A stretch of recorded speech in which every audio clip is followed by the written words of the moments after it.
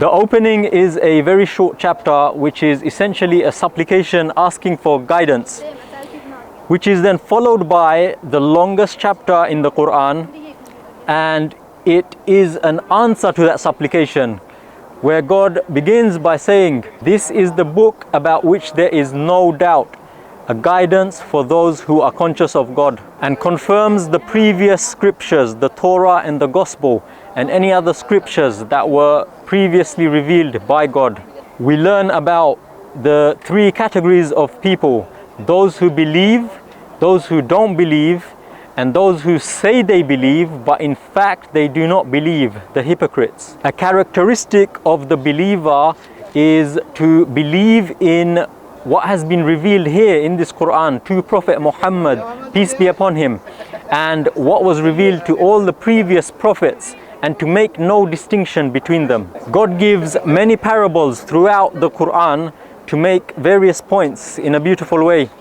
And here we see the first of them. God conveys his first command to humanity in order that we may become righteous. We are informed about the final destination, hellfire and paradise, and we are given some brief descriptions about each of them. We are asked, how can you deny God?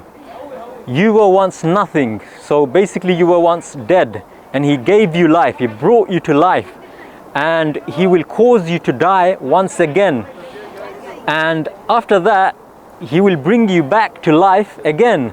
In this section we also get the first mentions of a human, Adam, peace be upon him, and Eve, and we also get the mention of Satan and the story of Adam and Satan and the forbidden tree. We are told that for God to create something, he only says to it, be, and it is.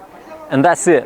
In this section, we also get introductions to the people of the book, Jews and Christians, the children of Israel, Moses, peace be upon him, and Pharaoh, Jesus, peace be upon him, Angel Gabriel, peace be upon him, Solomon, peace be upon him, Abraham and Ishmael, peace be upon them, Jacob and Isaac, peace be upon them. God also tells us who will be the residents of the fire and who will be the residents of paradise. There are some verses about magic and this place of Babylon, and that people learned magic that even caused rifts between husband and wife. One of the messages to humanity is that we are all accountable for what we do in this life, and we are responsible for our own deeds, and we are not responsible for the bad deeds of anyone else. And the final note to finish off this section is that God mentions some of his attributes as he does so throughout the entire Quran.